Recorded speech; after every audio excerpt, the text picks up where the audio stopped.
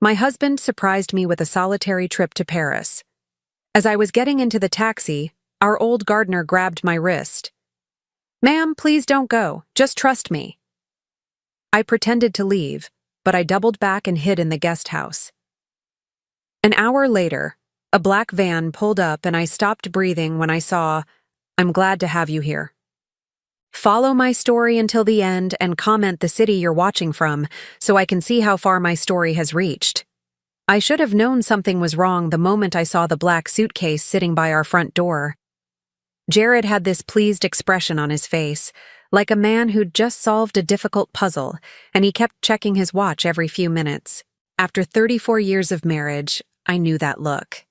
It meant he was planning something, and experience had taught me that Jared's surprises rarely worked out in my favor.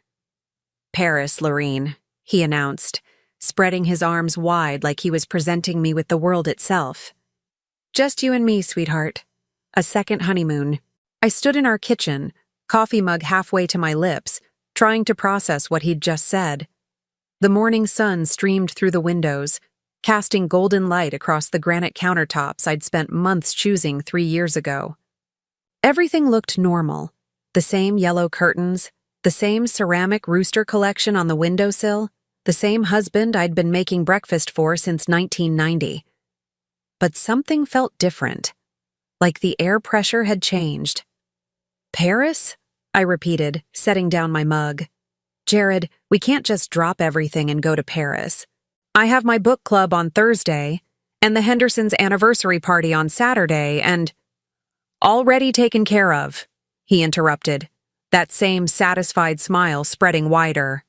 "I called Linda Henderson myself, told her you weren't feeling well and needed some time away to recover." The words hit me like cold water. "You told them I wasn't feeling well?" "Jared, there's nothing wrong with me." He waved his hand dismissively. "Just a little white lie, sweetheart. Besides, you have been looking tired lately. A trip to Paris will do you good." I wanted to argue, to point out that I felt perfectly fine, but something in his tone made me hesitate. There was an edge to his voice that I'd been hearing more often lately. Impatient, almost condescending, like he was talking to a child who didn't understand adult decisions. The taxi arrived exactly at noon. I watched from the living room window as it pulled into our driveway, its yellow paint bright against the gray December sky. My suitcase, the one Jared had packed for me while I was supposedly getting ready, sat heavy in my hand. I hadn't checked what he'd put in it. Another small surrender in a marriage full of them. "Come on, Lorene," Jared called from the doorway. "We don't want to miss our flight." I took one last look around our house. 24 years we'd lived here, ever since Jared's promotion at the insurance company had made the mortgage payments possible. Every corner held memories. The living room where we'd hosted Christmas dinners, the den where I'd spent countless evenings reading while he watched television, the kitchen where I'd learned to make his mother's pot roast recipe, even though it was too salty for my taste. As I stepped outside, the December air bit at my cheeks. That's when I saw Spencer in the side garden, kneeling beside the winter roses he'd been tending for the past 15 years. Our eyes met across the frost-covered lawn, and something passed between us. A look I couldn't quite interpret. Concern, maybe, or warning. Spencer had been our gardener since 2009, when Jared decided our yard needed professional attention. Most people saw him as just the hired help, but Spencer had become something more to me over the years. He was the kind of man who noticed things. When the roses needed extra water during a dry spell, when the gutters were clogging with autumn leaves, when I seemed particularly quiet after one of Jared's criticisms about my cooking or my housekeeping, or my failure to understand whatever point he was trying to make about politics or money or the proper way to load a dishwasher. The taxi driver was loading our bags into the trunk when Spencer suddenly stood up, brushing dirt from his knees. He walked toward us with unusual urgency, his work boots crunching on the gravel driveway. "Mrs. Holloway," he called out, his voice carrying an odd note of intensity. "Spencer," I replied, surprised by his approach. Usually he kept to himself during working hours, maintaining the professional distance that Jared preferred. Ma'am, please don't go. The words stopped me cold. I turned fully to face him, noting the way his weathered hands trembled slightly, the deep creases of worry around his brown eyes. Spencer was 72 years old, a man who'd seen enough of life to know when something wasn't right. "Just trust me," he continued, stepping closer. His voice dropped to an urgent whisper. "Please, Mrs. Holloway, don't get in that car." Behind me, I could hear Jared's footsteps on the gravel, his impatience growing. "What's the problem here, Spencer?" "No problem, sir," Spencer replied quickly, but his eyes never left mine. "Just wishing Mrs. Holloway a safe trip." I felt caught between them, my husband of 34 years, and this man who'd tended our garden with such quiet dedication. There was something in Spencer's expression, a desperate sincerity that made my chest tighten with inexplicable fear. "Lorene," Jared's voice cut through my thoughts. "We need to leave now, or we'll miss our flight." I looked back at Spencer one more time. He gave me the slightest nod, as if he understood that I had to make a choice in that moment. Trust my husband's plan, or trust the instinct that was telling me something was terribly wrong. "Coming!" I called to Jared, then lowered my voice for Spencer. "I'll be fine. Take care of the roses while I'm gone." As I approached the taxi, my mind raced. 34 years of marriage had taught me to read the subtle signs of Jared's moods, and today something felt different. The forced cheerfulness, the sudden spontaneity so unlike his usually methodical nature, the way he'd arranged everything without consulting me first.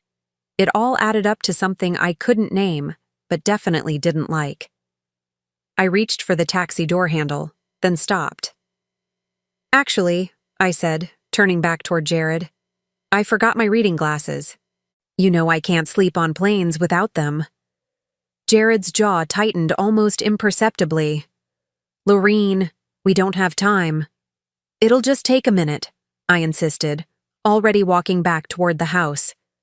"Go ahead and get settled in the car. I'll be right back." Inside, I grabbed my glasses from the nightstand, but instead of returning to the taxi immediately, I moved to the bedroom window that faced the backyard.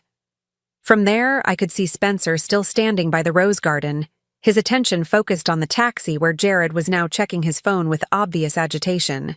Something about Spencer's warning had lodged itself in my chest like a splinter.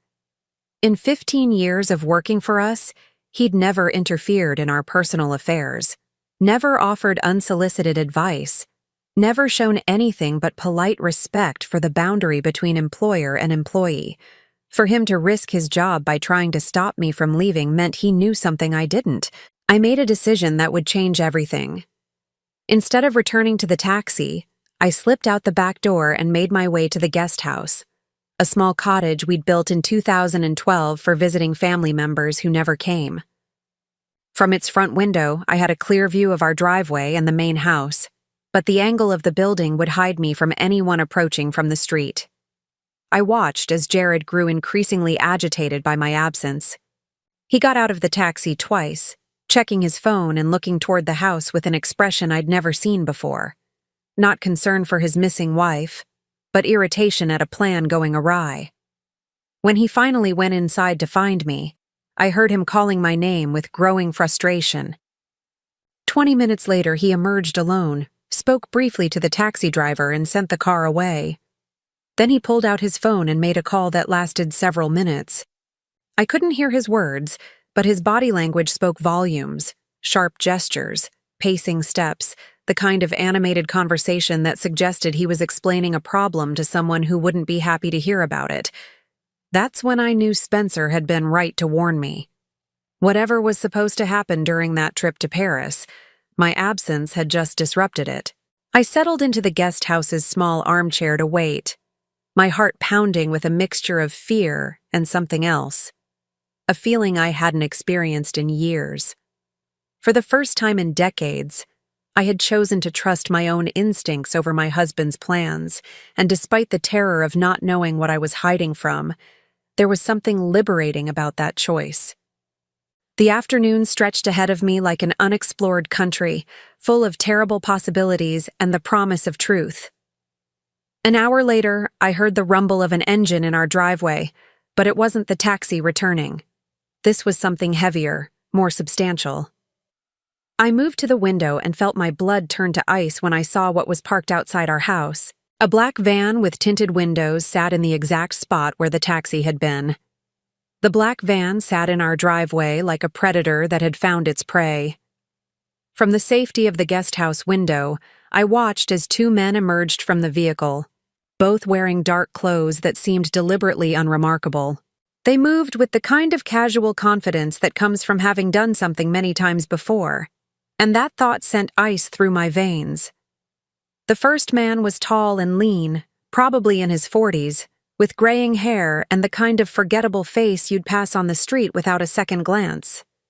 But it was the second man who made my breath catch in my throat. Even from a distance, I recognized the stocky build and carefully styled brown hair that Jared's best friend Marcus had been sporting since college. Marcus, who'd been the best man at our wedding, who'd spent countless evenings in our living room watching football and complaining about his ex-wife's alimony payments. Marcus, who was now walking toward my front door carrying a large black case that looked suspiciously like the kind professionals used for delicate equipment. I pressed myself against the window frame, trying to make sense of what I was seeing. Why was Marcus here when I was supposed to be on a plane to Paris with Jared? And who was the stranger with him? The questions multiplied in my mind like bacteria in a petri dish, each one more unsettling than the last. Jared met them at the front door, and even from my hiding spot 50 feet away, I could see the tension in his posture. He gestured impatiently toward the street, then ushered both men inside quickly, like he was worried about neighbors seeing them. The front door closed with a finality that made my stomach clench. For the next 30 minutes, I sat in the guest house's uncomfortable wicker chair, straining to hear any sound from the main house. Occasionally, I caught glimpses of movement through our living room windows, shadows passing back and forth, the suggestion of people working on something that required them to move furniture around. At one point, I saw the stranger setting up what looked like a tripod near our fireplace, though I couldn't make out what he was mounting on it. The winter sun was beginning its early descent when Spencer appeared at the guest house door. I nearly jumped out of my skin at his gentle knock, having been so focused on watching the main house that I'd forgotten about everything else. "Mrs. Holloway," he said softly when I cracked the door open. "Are you all right?" I let him inside, grateful for the solid presence of another human being who seemed to be on my side. Spencer looked older in the afternoon light, more fragile somehow, but his eyes were sharp with concern and something else, a kind of grim determination I'd never seen in him before. "Spencer, what's happening? Why did you tell me not to go?" He ran a weathered hand through his thinning gray hair, a gesture I'd seen him make countless times when he was trying to find the right words to explain something complex. "Ma'am, I've been working around this house for 15 years. I've learned to notice things, to pay attention when something doesn't seem right." "What kind of things?" Spencer moved to the window, peering cautiously toward the main house. "Your husband's been making a lot of phone calls lately. Calls he doesn't want you to overhear. I work in the garden, Mrs. Holloway. People forget I'm there, and sound carries through open windows." My mouth went dry. "What kind of calls?" "Calls about you, ma'am. About your mental state." The words hit me like a physical blow. "My mental state? Spencer, there's nothing wrong with my mental state." "I know that, Mrs. Holloway. You're one of the sharpest people I've ever met, but I've heard him talking to doctors, to lawyers, using words like declining and early onset and dangerous to herself." I sank into the chair, my legs suddenly unable to support me. "That's impossible. Jared would never. We've been married for 34 years. He loves me." Spencer's expression was gentle but firm. "Ma'am, with respect, love doesn't make a man lie to medical professionals about his wife's condition, and it doesn't make him research private psychiatric facilities that specialize in long-term care for patients with diminished capacity." The room seemed to tilt around me. "Psychiatric facilities? I'm sorry, Mrs. Holloway. I know this is hard to hear." But 3 weeks ago, I was trimming the hedges outside his office window when he had a long conversation with someone from a place called Millbrook Manor. It's a private facility about 2 hours north of here. Very expensive. Very discreet. I tried to process what Spencer was telling me, but my mind kept rejecting the information like an immune system fighting off infection. Jared researching psychiatric facilities. Jared telling doctors I was mentally declining. It was absurd, impossible, completely contrary to everything I believed about our marriage. But why? I whispered. Even if what you're saying is true, why would he want to? To put me away. Spencer was quiet for a long moment, his attention fixed on the main house. Mrs. Holloway, you inherited a substantial amount of money when your parents died 5 years ago, didn't you? The question seemed to come from nowhere, but I nodded. $2 million. My father was very careful with his investments, and my mother never spent money on anything unnecessary. But Jared knows about that. We put it in a joint account. Actually, ma'am, you didn't. I stared at him. What do you mean? I mean the money is still in your name only. I know because I helped you carry some of the paperwork in from your car last month when you came back from the bank. Some of it fell out of your folder, and I couldn't help but see the account statements as I picked them up. My mind raced back to that afternoon. I'd been meeting with our financial advisor about updating our investment portfolio, and yes, I remembered carrying a stack of papers. I also remembered Spencer helping me with my packages when I struggled with the front door. At the time, I'd been grateful for his assistance. Now, I realized it might have saved my life. $2 million, Spencer continued carefully, is a lot of money, especially for a man who's been struggling with gambling debts for the past 2 years. The world stopped spinning. Gambling debts? I'm sorry, Mrs. Holloway. I probably shouldn't say anything, but I've seen the letters. The ones that come in unmarked envelopes that he picks up from the mailbox himself. The ones that make his hands shake when he reads them. I felt something cold and sick spreading through my chest. How much does he owe? Spencer's silence was answer enough. Through the guest house window, we watched as Marcus and the stranger carried several pieces of equipment back to the van. Whatever they'd been doing inside our house, they were apparently finished. I saw Jared shake hands with both men, the gesture of someone concluding a business transaction, and then the van pulled out of our driveway as quietly as it had arrived. Mrs. Holloway, Spencer said quietly, I think you need to see what they did in there. We waited another hour until we were certain Jared had left the house. Spencer had watched him drive away in his silver sedan about 20 minutes after the van departed, presumably to pick me up from wherever he thought I'd gone when I didn't return to the taxi. Using Spencer's key, something I hadn't known he possessed, we entered through the back door. The house felt different immediately, though I couldn't pinpoint exactly how. It was still our home, still furnished with the same pieces we'd accumulated over decades of marriage, but something essential had changed. It didn't take long to find what the men had been doing. In the living room, tucked discreetly behind our family photos on the mantelpiece, was a small camera no bigger than a button. I found another one in the kitchen, positioned to capture the breakfast table where Jared and I had our morning coffee every day. A third was hidden in our bedroom, angled to record our bed and the adjoining bathroom door. They're watching me, I said, my voice barely above a whisper. Spencer nodded grimly. Documenting everything you do, everything you say, building a case. A case for what? Proving you're not competent to manage your own affairs. In Jared's office, Spencer showed me something that made my blood run cold. Hidden behind a false back in his filing cabinet were medical forms, already partially filled out, describing symptoms I'd never experienced and behaviors I'd never exhibited. Confusion, disorientation, episodes of aggressive paranoia, inability to recognize familiar faces or remember recent events. All of it lies, all of it written in Jared's careful handwriting. He's been planning this for months, I realized, sinking into his desk chair. The trip to Paris, It was supposed to be when I disappeared, wasn't it? When I got lost and confused in a foreign country, proving that I couldn't take care of myself anymore. Spencer's expression was grim. And then he'd have legal grounds to have you declared incompetent, with power of attorney over your finances and the authority to make decisions about your care. I thought about the psychiatric facility Spencer had mentioned, the expensive and discreet Millbrook Manor, a place where inconvenient wives could be tucked away while their husbands gained access to $2 million inheritances.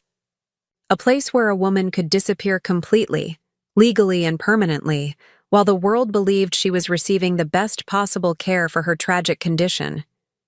The man I'd loved for 34 years, the man I'd made breakfast for every morning and dinner for every night, the man who'd held my hand at my parents' funerals and promised to love me in sickness and in health, had been systematically planning to erase me from my own life.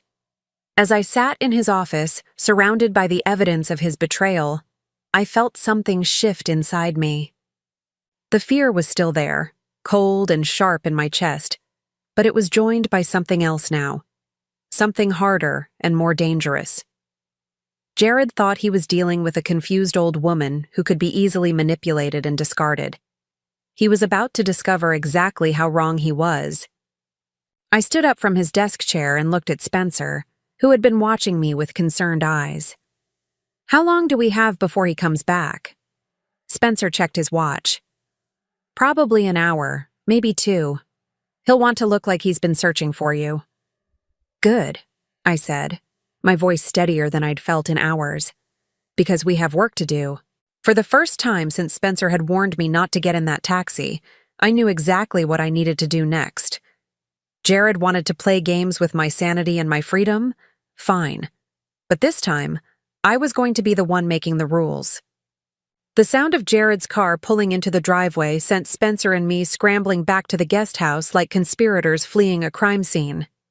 We made it just as the front door slammed with enough force to rattle the windows, followed by Jared's voice calling my name with an edge of panic that would have seemed genuine if I hadn't spent the last 2 hours discovering what kind of man I'd really been married to. "Lorene! Lorene, where are you?" "There." From the guest house window, I watched my husband of 34 years pace our front porch, his cell phone pressed to his ear. Even from a distance, I could see the agitation in his movements, the way he ran his free hand through his thinning hair, the sharp gestures he made while talking to whoever was on the other end of that call. "He's reporting to someone," Spencer observed quietly, standing beside me at the window. "Probably the same people who sent that van." I felt a chill that had nothing to do with the December air seeping through the guest house walls. The idea that strangers were involved in whatever Jared was planning made everything infinitely more terrifying. This wasn't just a husband with gambling debts trying to access his wife's inheritance. This was organized, professional, systematic. "Spencer," I said, my voice barely above a whisper, "how long have you known about the phone calls?" He was quiet for a moment, his weathered face thoughtful. "The first one I overheard was about 3 months ago. Mr. Jared was in his office with the window cracked open. It was one of those warm October days, you remember? I was raking leaves right underneath, and I heard him talking to someone about accelerating the timeline. 3 months. While I'd been planning our Thanksgiving dinner and ordering Christmas gifts for the grandchildren I'd probably never see again, Jared had been plotting my destruction with the methodical precision of a man planning a business merger. What exactly did he say? Spencer's expression grew even more troubled. He said the documentation needed to be more comprehensive, that he needed evidence of episodes, not just paperwork. He kept saying things like, behaviors that can't be explained away, and witnesses who would testify if necessary. The words hit me like physical blows. Episodes, witnesses, testify. This wasn't just about stealing my money. This was about erasing me completely, turning me into a cautionary tale about a woman who'd lost her mind and needed to be protected from herself. "There's more," Spencer continued reluctantly. "About 6 weeks ago, I heard him talking to someone about medications. natural supplements that could cause confusion, memory problems, things that wouldn't show up on standard blood tests. My hand flew to my throat as the implications crashed over me. The vitamins. Ma'am? The new vitamins Jared's been bringing me every morning for the past month. He said they were good for brain health, for preventing memory loss as I get older. I felt sick to my stomach. Spencer, I've been taking them religiously. He's been so insistent about it, so concerned about my health. Spencer's face went pale. Mrs. Holloway, have you been feeling different lately? More tired than usual? Having trouble concentrating? I thought back over the past several weeks, forcing myself to really examine how I'd been feeling instead of dismissing the symptoms as normal signs of aging. There had been mornings when I felt foggy, afternoons when I couldn't quite remember what I'd done with my keys, or whether I'd already watered the plants. Small things that I'd attributed to getting older. But now. He's been drugging me, I said, the words coming out flat and emotionless because the alternative was screaming. My own husband has been slowly poisoning me to make me seem confused and forgetful. Through the window, I could see Jared ending his phone call and heading back into the house. A few minutes later, lights began coming on throughout our home as he searched for me, calling my name with increasing desperation. We need to get back inside before he calls the police, I told Spencer. If he reports me missing, this whole thing could spiral out of control. Spencer nodded, but his expression was worried. Mrs. Holloway, what are you going to tell him? He's going to want to know where you've been. I had been thinking about that exact question for the past 30 minutes, and I'd come to a conclusion that surprised me with its clarity. I'm going to tell him the truth, or at least a version of it. Ma'am? I'm going to tell him that I suddenly felt dizzy and confused when we got to the airport, that I couldn't remember why we were going to Paris or even where Paris was, that I panicked and took a taxi home, but I've been sitting in the guest house for the past few hours trying to piece together what happened to me. Spencer stared at me. You're going to pretend to have the symptoms he's been trying to create. Exactly. If Jared thinks his plan is working ahead of schedule, he might get careless, reveal more than he intends to. And meanwhile, we document everything. It was a dangerous game, pretending to lose my mind while secretly maintaining perfect clarity. But it was the only way I could think of to stay one step ahead of whatever Jared was planning. If he believed I was already showing signs of serious mental decline, he might accelerate his timeline, and in doing so, make mistakes that would expose the full scope of his conspiracy. Spencer and I agreed that he would continue working in the garden as if nothing had happened, keeping his eyes and ears open for any further developments. Meanwhile, I would return to the house and begin the most challenging performance of my life. I found Jared in our bedroom, sitting on the edge of our bed with his head in his hands. When I knocked softly on the doorframe, he looked up with an expression of such relief that for a moment, I almost forgot what I'd discovered about him. Lorene! Thank God, where have you been? I've been worried sick. I let my voice trail off, adding a note of confusion that wasn't entirely feigned. Jared, I don't understand what happened. We were at the airport, and suddenly I couldn't remember why we were there. He stood up quickly, crossing the room to take my hands in his. His touch felt different now, not comforting, but calculating. What do you mean, sweetheart? Paris, I said, shaking my head as if trying to clear it. You kept saying we were going to Paris, but I couldn't remember booking a trip. I couldn't remember wanting to go anywhere. And then when we got to the airport, I looked at all those people and all those signs, and I got so scared.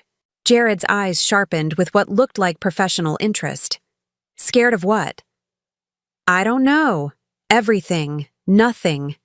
I felt like I was in a place I'd never seen before, surrounded by strangers, and I couldn't understand why you were trying to make me get on an airplane. I sat down heavily on our bed, putting my head in my hands. I took a taxi home, but then I couldn't remember where I'd put my house keys.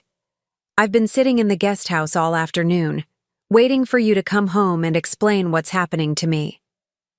The silence that followed was so complete I could hear the grandfather clock ticking in the hallway downstairs. When I looked up, Jared was staring at me with an expression I'd never seen before. Not concern or love or even confusion, but something that looked almost like satisfaction. "Sweetheart," he said, his voice taking on the gentle, patronizing tone people use with small children or very sick people. "I think you might be more tired than we realized. Maybe we should make an appointment with Dr. Morrison, have him take a look at you." Dr. Morrison, who had been our family physician for the past 15 years, and who would undoubtedly find nothing wrong with me because there was nothing wrong with me. Which meant Jared was planning to take me somewhere else, to one of the doctors Spencer had mentioned, the ones who specialized in finding problems that didn't exist. "Do you think that's necessary?" I asked, letting a note of fear creep into my voice. "Maybe I just need some rest." "Maybe," Jared agreed, but I could see the wheels turning behind his eyes. "But Laureen, what you're describing, the confusion, the memory problems, the disorientation, these could be signs of something serious. Something serious, like early-onset dementia or Alzheimer's, or any number of conditions that would require long-term specialized care. The kind of care provided by expensive private facilities like Millbrook Manor." "I'm scared, Jared," I said, and for once, I didn't have to fake the emotion in my voice. He sat down beside me and put his arm around my shoulders, pulling me close in what should have been a comforting gesture. Instead, it felt like being embraced by a snake. "Don't be scared, sweetheart. I'm going to take care of everything. I'm going to make sure you get the best possible help." The best possible help. Not the help I needed because I didn't need any help. The help he needed me to have, which was an entirely different thing. That night, I lay awake beside the man I'd shared a bed with for over 3 decades, listening to his steady breathing and planning my next move. Every few hours, I heard the soft click of our bedroom door opening and closing, followed by the whispered sound of footsteps in the hallway. Jared was checking on me, making sure I was still there, still under his control. Around 3 in the morning, I heard him talking quietly on the phone in his office downstairs. The conversation lasted nearly an hour, and when he finally returned to bed, he smelled faintly of cigarettes, a habit he'd supposedly given up years ago, but apparently resumed under stress. In the darkness, I began to understand the true scope of what I was dealing with. This wasn't just a husband trying to steal his wife's inheritance. This was a carefully orchestrated campaign designed to strip me of everything that made me human, my autonomy, my dignity, my very identity. And if Spencer hadn't warned me, if I'd gotten on that plane to Paris, I would have walked straight into a trap that would have destroyed my life completely. The next morning, Jared brought me my vitamins with breakfast, just as he had every morning for the past month. This time, I knew exactly what they were intended to do. "Here you go, sweetheart," he said, setting the pills beside my orange juice with the same casual affection he'd shown for 34 years. "These will help with your energy levels." I palmed the pills instead of swallowing them, waiting until he left for his morning shower before spitting them into a tissue. Later, when I was certain he was gone, I would give them to Spencer, who had offered to take them to someone he knew who could have them analyzed. As I sat at our breakfast table, surrounded by the familiar comfort of our morning routine, I realized that everything I'd believed about my life had been a carefully constructed illusion. The loving husband, the secure marriage, the peaceful retirement we'd been planning, none of it had been real. But unlike the victim Jared thought he was creating, I was not confused, not helpless, and certainly not willing to disappear quietly into whatever nightmare he had planned for me. The war for my life had begun, and I intended to win it. The pills Spencer took for analysis came back exactly as we'd suspected, a cocktail of supplements laced with mild sedatives and cognitive suppressants that would cause exactly the symptoms Jared claimed to be concerned about. Memory fog, confusion, difficulty concentrating. Nothing that would show up on a routine blood test, but enough to make a 64-year-old woman seem like she was experiencing the early stages of dementia. The person who analyzed these says they're actually quite sophisticated, Spencer told me as we sat in the guest house 3 days later. Whoever formulated this knew exactly what they were doing. The dosages are calculated to create symptoms without causing obvious harm. I stared at the small plastic bag containing the evidence of my husband's betrayal. How long would it take for these to clear my system? About a week? Maybe less if you drink plenty of water and get some exercise. A week. For 7 days, I would need to continue pretending to experience symptoms that were slowly fading from my system while documenting everything Jared did and said. It was like being an undercover agent in my own home, gathering evidence against the man who'd promised to love and honor me until death do us part. The irony wasn't lost on me. Death would indeed part us. He was just trying to arrange it differently than we'd planned. "Mrs. Holloway," Spencer said carefully, "there's something else you need to know." I looked up from the pills, noting the grim expression on his weathered face. In the past few days, Spencer had become my anchor in a world that had turned completely upside down. His steady presence and unwavering loyalty were the only things keeping me sane as I navigated the minefield my life had become. "What is it?" "I did some research on that place I mentioned, Millbrook Manor. It's not just expensive, it's exclusive. They specialize in long-term care for patients whose families want discretion." "What kind of discretion?" Spencer pulled out a small notebook where he'd been recording everything we'd discovered. "The kind where patients check in but their families rarely visit, where medical records are kept confidential and communication with the outside world is strictly controlled for the patient's own good." The temperature in the guest house seemed to drop 10 degrees.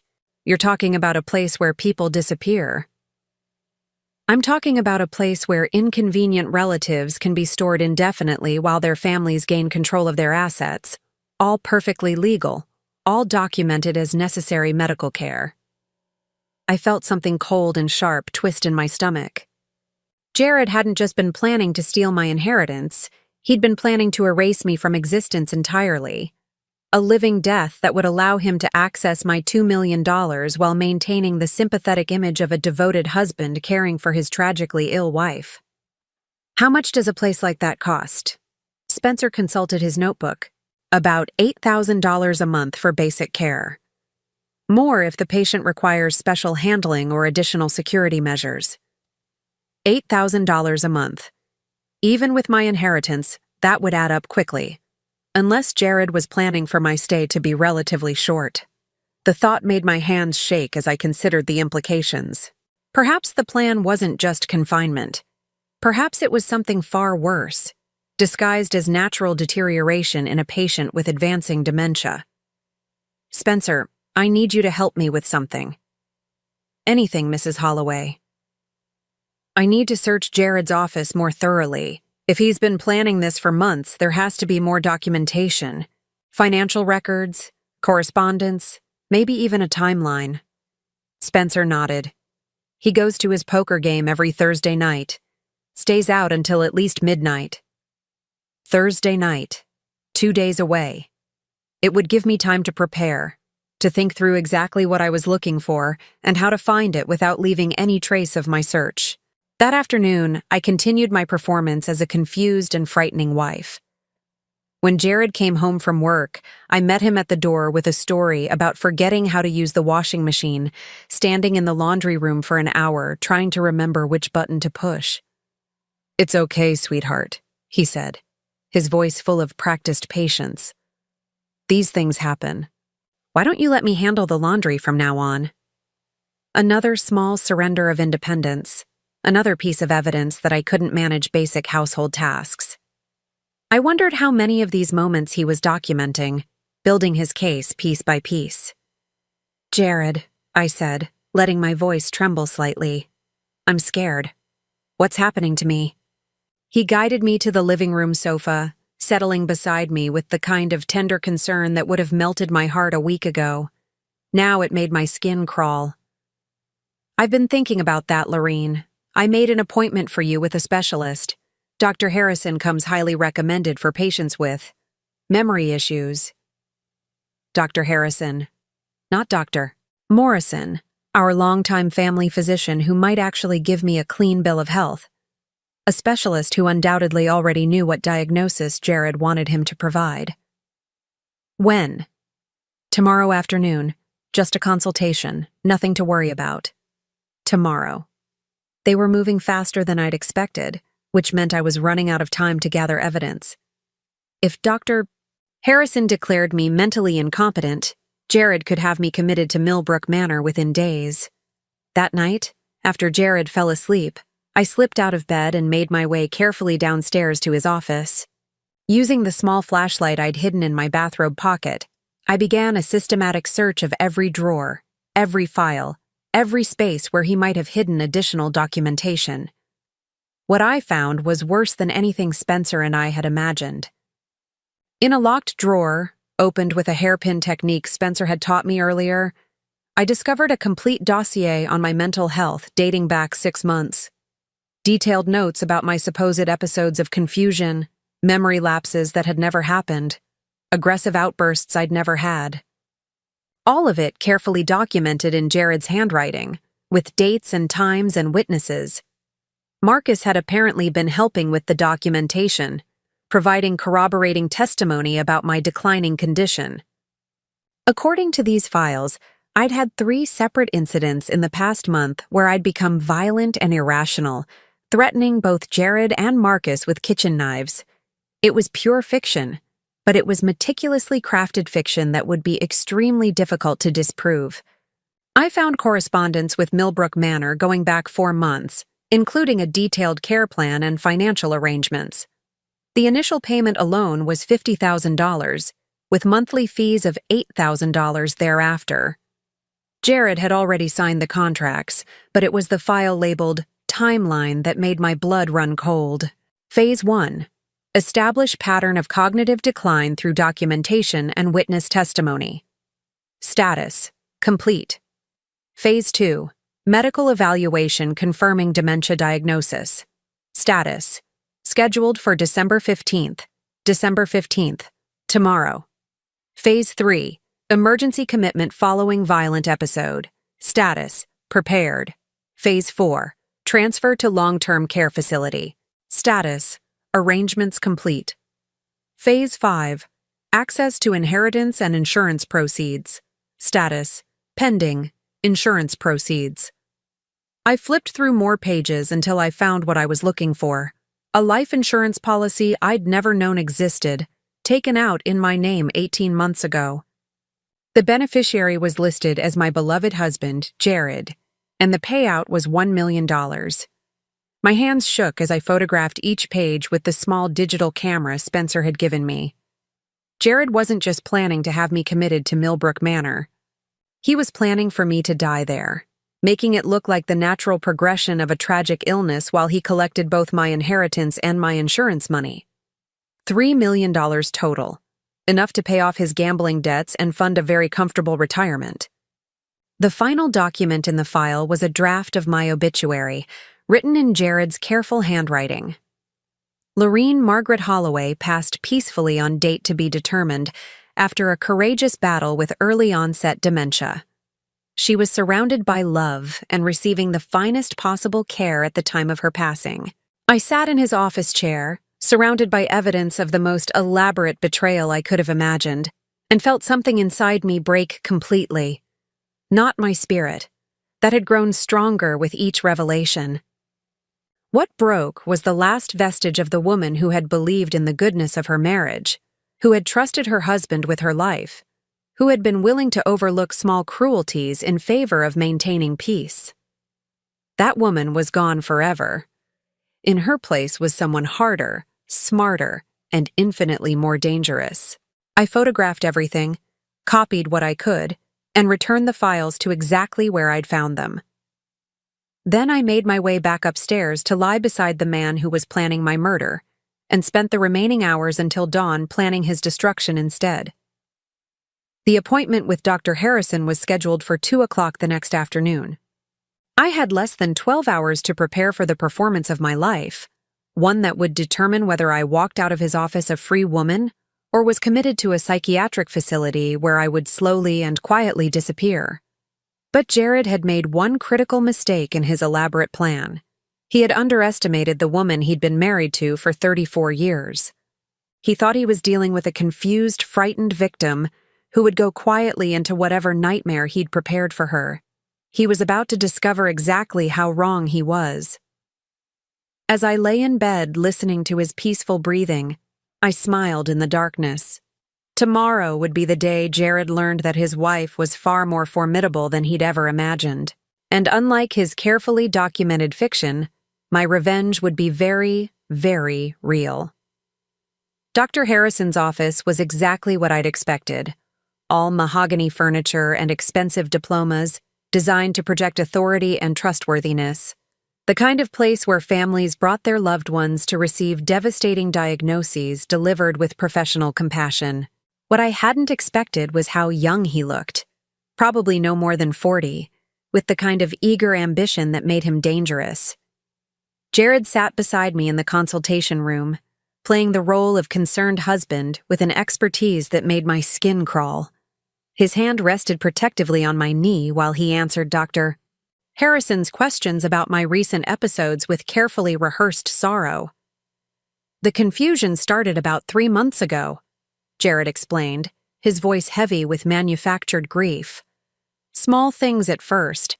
She'd forget conversations we'd had, lose track of time, get lost driving to places she's been going for years.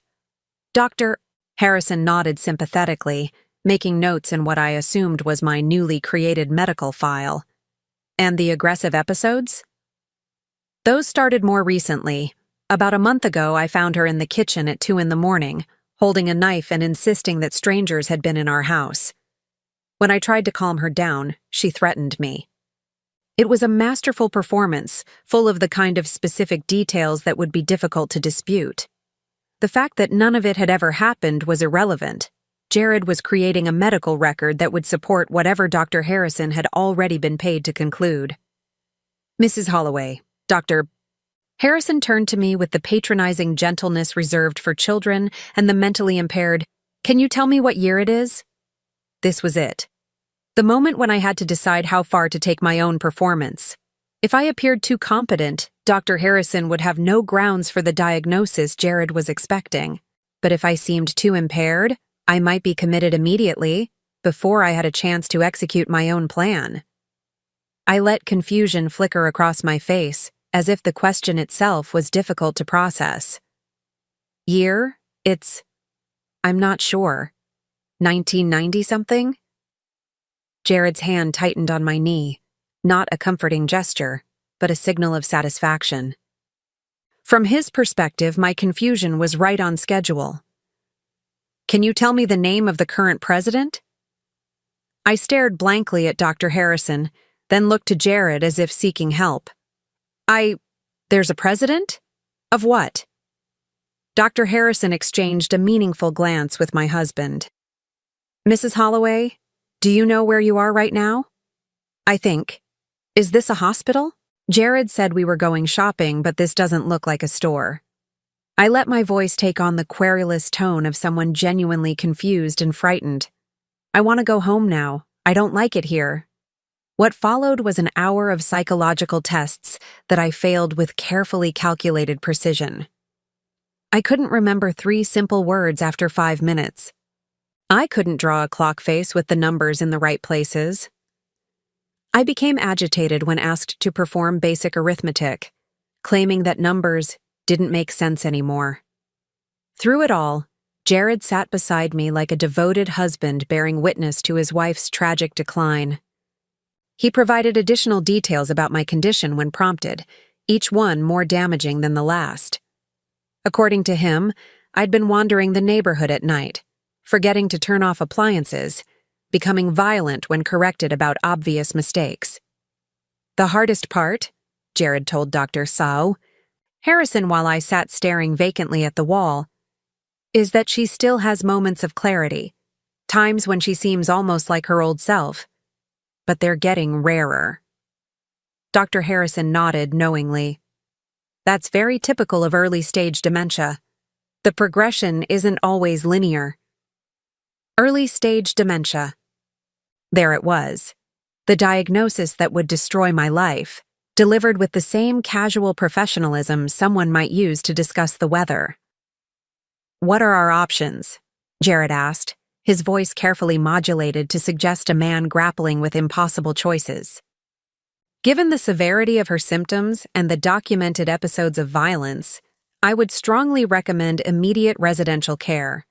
Patients at this stage often benefit from a structured environment with 24-hour supervision. "You mean a nursing home?"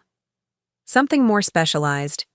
There's an excellent facility called Millbrook Manor that deals specifically with cases like your wife's. They have experience with patients who exhibit aggressive tendencies alongside cognitive decline." I felt a chill of genuine terror as the trap closed around me with surgical precision. Everything was proceeding exactly according to Jared's timeline. In less than an hour, Dr. Harrison would sign commitment papers that would give Jared legal authority to have me transported to Millbrook Manor against my will. But I had one advantage that neither of them knew about: the small digital recorder hidden in my purse, documenting every word of their conspiracy. "Doctor," I said suddenly, my voice taking on a note of desperate clarity that made both men turn toward me. "I need to tell you something important." Jared's hand clamped down on my arm, his fingers digging in hard enough to leave bruises. "Lorene, sweetheart, you're confused." "No," I insisted, pulling away from him with more strength than he expected. "I'm not confused. Not about this. Doctor, my husband has been putting things in my food, pills that make me feel sleepy and strange." Dr. Harrison's expression didn't change, but I caught the barely perceptible glance he exchanged with Jared. "Mrs. Holloway, paranoid ideation is very common in patients with your condition. The feeling that loved ones are trying to harm you is actually one of the classic symptoms of advancing dementia." "It's not paranoid if it's true," I said, reaching into my purse with shaking hands. "I have proof." What I pulled out wasn't the recorder, which I needed to keep hidden for now, but the plastic bag containing the pills Spencer had analyzed. I set it on Dr. Harrison's desk with a satisfying thud. "These are the vitamins my husband has been giving me every morning for the past month. I had them tested at an independent laboratory. They contain sedatives and cognitive suppressants that would cause exactly the symptoms you've been documenting." The silence that followed was so complete I could hear the air conditioning humming in the walls. Jared's face had gone white, while Dr. Harrison stared at the pill bag as if it were a venomous snake. "Lorene," Jared said carefully, "where did you get those pills tested? You've been at home with me every day." "Not every day, Jared. Not every hour. And I haven't been as confused as you thought I was." I stood up from my chair, feeling steadier and more clear-headed than I had in months. The fog that had been clouding my thoughts for weeks was finally lifting, replaced by a crystalline clarity that made everything sharp and bright. "Dr. Harrison," I continued, "I'm curious about something. How much did my husband pay you to provide a specific diagnosis today? And how long have you been working with Millbrook Manor to provide them with patients whose families want them? Disappeared?" Dr. Harrison's professional composure cracked for just a moment, long enough for me to see the guilt and fear underneath. "Mrs. Holloway, I think you're having another episode. Perhaps we should continue this evaluation another time, when you're feeling more settled." "I'm feeling perfectly settled, thank you. What I'm not feeling is patient." I opened my purse again and this time pulled out the small digital recorder, setting it beside the pill bag on his desk. "I've been recording this entire conversation, doctor. Every word. Including your recommendation to commit me to a facility that you have a financial relationship with, based on a diagnosis you made before ever meeting me." Jared lunged for the recorder, but I was faster, snatching it back and holding it against my chest. 34 years of marriage, Jared, and I never once saw you move that quickly for anything that didn't benefit you directly. "Lorene, you don't understand what you're doing. You're sick. You need help. The only thing I need help with is getting away from you." I turned back to Dr. Harrison, who was now looking extremely uncomfortable in his expensive leather chair. I wonder what the medical licensing board would think about a psychiatrist who accepts bribes to provide false diagnoses, or what the police would say about a conspiracy to commit fraud and unlawful imprisonment. Dr. Harrison cleared his throat nervously. Mrs. Holloway, I think there's been some misunderstanding. Your husband brought you here because he's genuinely concerned about your welfare.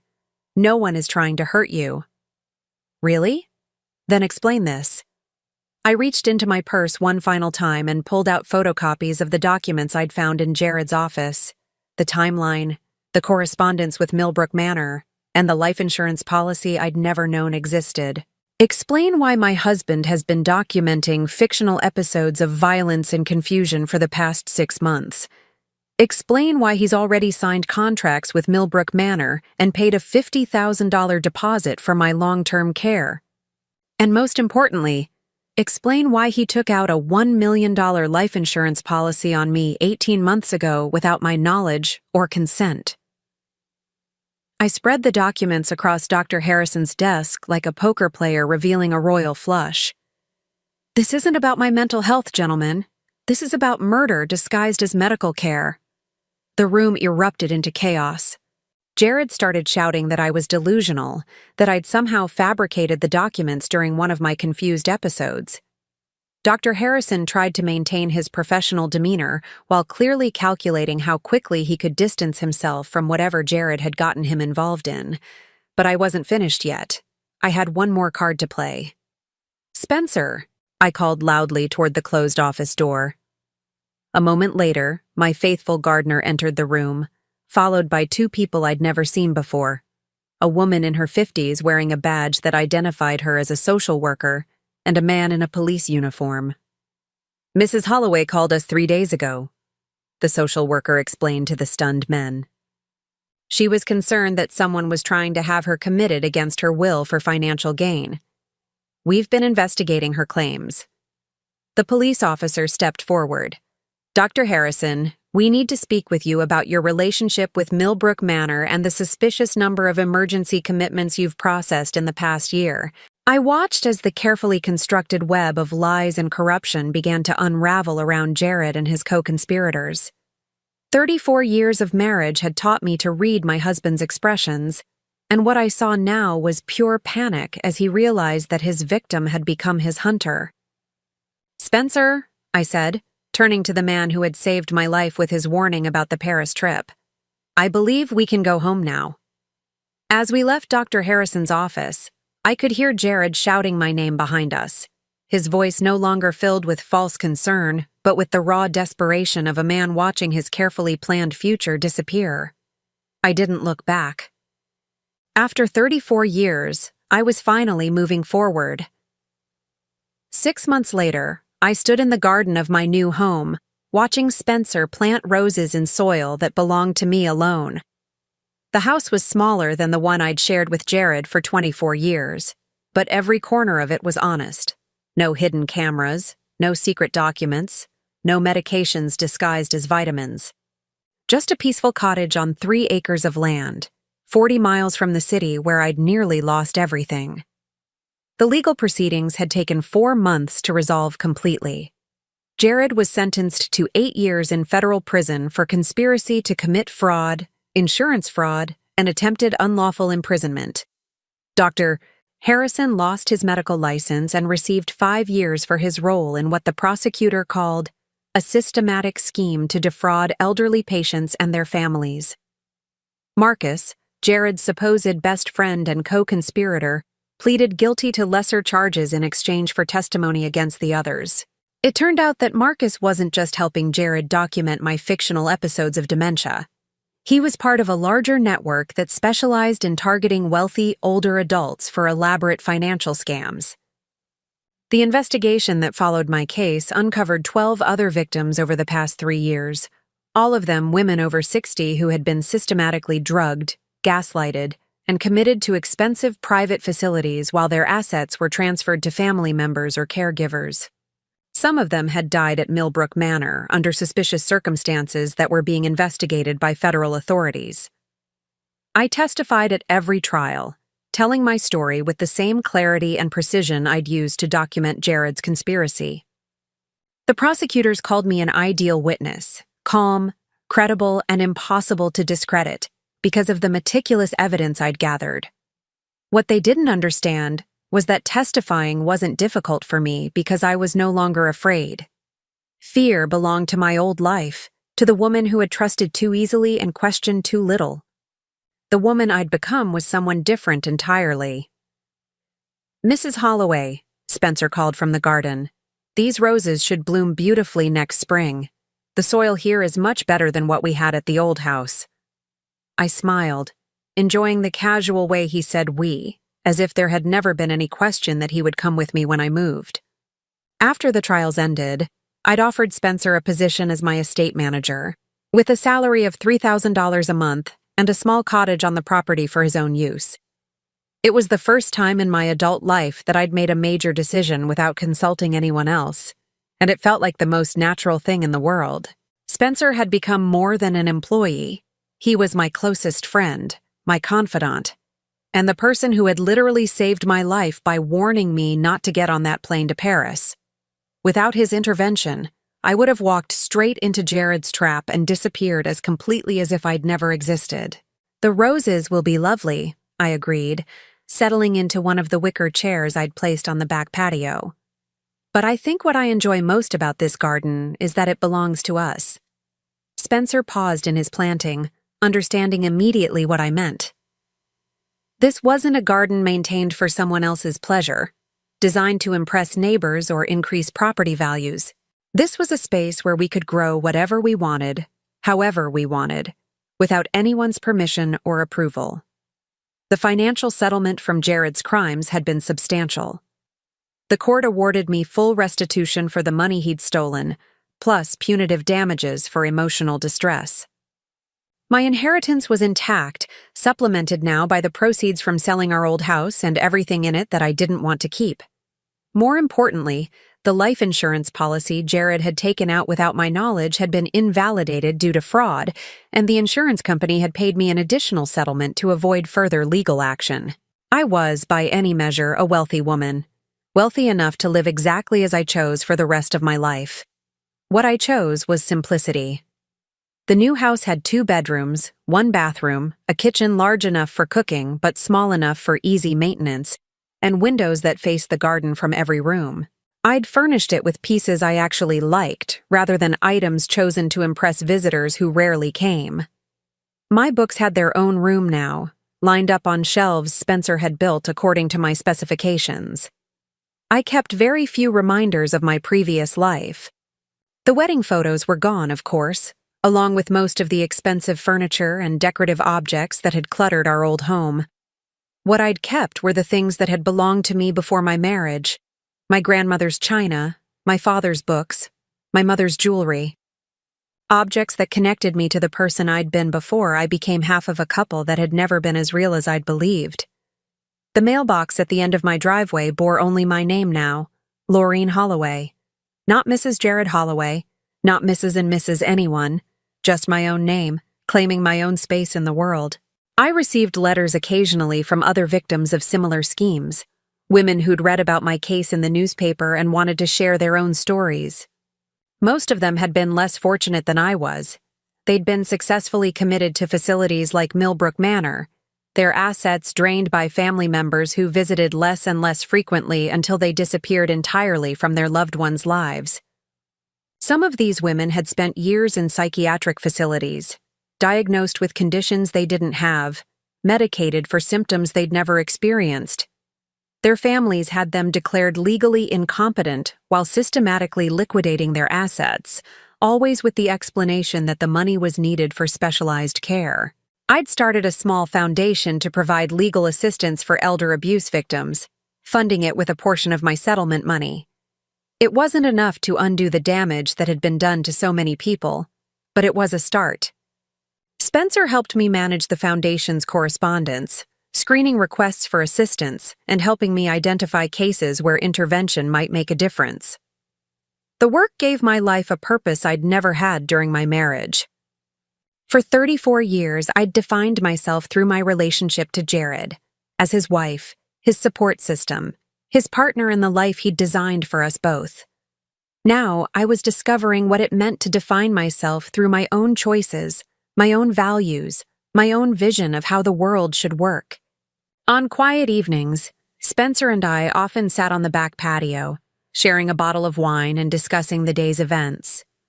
These conversations had a quality I'd never experienced in my marriage, the easy exchange between two people who genuinely respected each other's thoughts and opinions. "Do you ever regret it?" Spencer asked one evening as we watched the sun set over our small piece of land. "Leaving your old life behind so completely?" I considered the question seriously, sipping my wine as I thought about the woman I'd been 6 months ago. She'd lived in a bigger house, worn more expensive clothes, attended social events where she smiled and made polite conversation about topics that didn't interest her. She'd been married to a man who turned out to be planning her murder, but she'd also been part of a world that had seemed stable and predictable. "No," I said finally, "I don't regret it. That life was built on lies, Spencer. Everything I thought I knew about my marriage, about Jared, about my place in the world, none of it was real. How can you regret losing something that never existed?" Spencer nodded, understanding. He'd witnessed the slow revelation of Jared's true nature, watched me discover the extent of the deception that had shaped my adult life. He'd also seen me transform from a confused, frightened woman into someone who could face down her would-be murderer in a courtroom and expose his crimes with calm precision. "What you have now is real," he said simply. He was right. The cottage, the garden, the work I was doing through the foundation, my friendship with Spencer, all of it was built on truth rather than illusion. I knew exactly where I stood with everyone in my life, exactly what I could expect from each relationship, exactly what I was capable of achieving on my own. The independence was intoxicating. At 64, I was learning what it felt like to make decisions based on my own preferences rather than someone else's expectations. I could eat dinner at noon if I felt like it, plant vegetables instead of flowers, stay up all night reading without anyone commenting on the waste of electricity.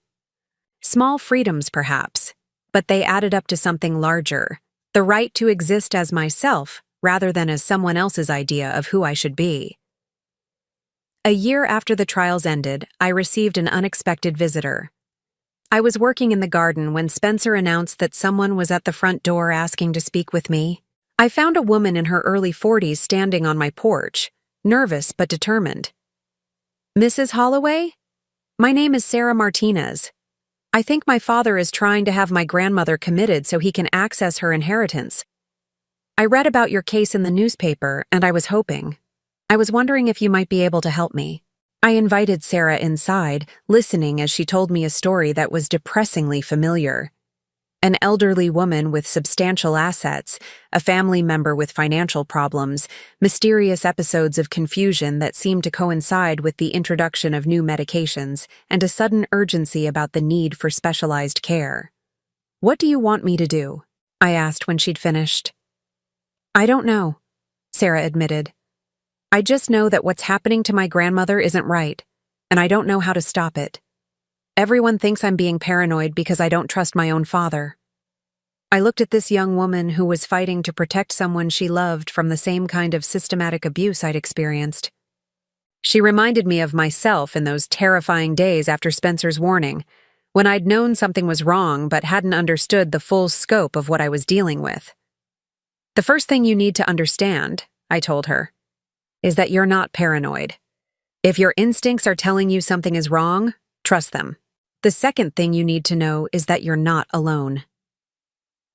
Over the next several hours, I walked Sarah through everything I'd learned about elder abuse schemes, how they worked, what documentation to look for, which professionals to trust, and most importantly, how to protect her grandmother while gathering evidence of the abuse. When she left that evening, Sarah had a plan of action and my promise of support through the foundation. 6 months later, she called to tell me that her father was in jail and her grandmother was safe, living in her own home with Sarah as her legal guardian. These victories became the currency of my new life. Each person we helped, each scheme we exposed, each family we kept together, felt like a small act of rebellion against the kind of evil that had nearly destroyed me. I couldn't undo what had been done to me, but I could use my experience to prevent the same thing from happening to others. Spencer and I developed a routine that suited us both. Mornings in the garden, afternoons working on foundation business, evenings reading or talking or simply enjoying the peace of our shared space. We traveled occasionally, trips to visit other elder abuse victims, conferences on legal advocacy, sometimes just weekend getaways to places we'd always wanted to see. I was happier at 65 than I'd ever been at 35, or 45 or 55. The contentment wasn't based on any external validation or relationship status.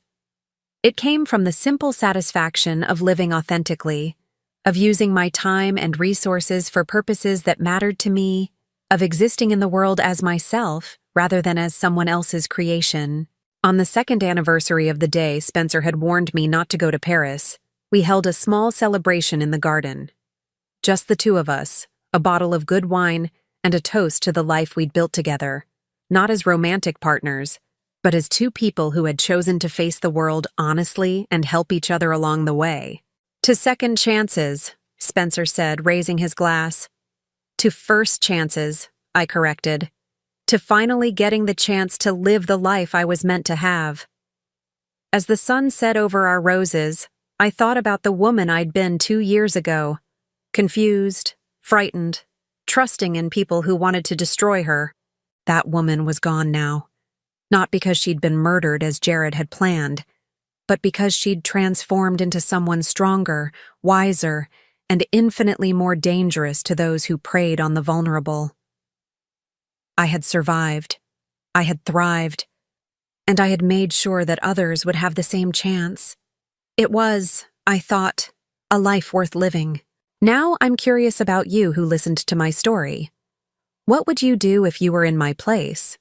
Have you ever been through something similar? Comment below. And meanwhile, I'm leaving on the final screen 2 other stories that are channel favorites, and they will definitely surprise you. Thank you for watching until here.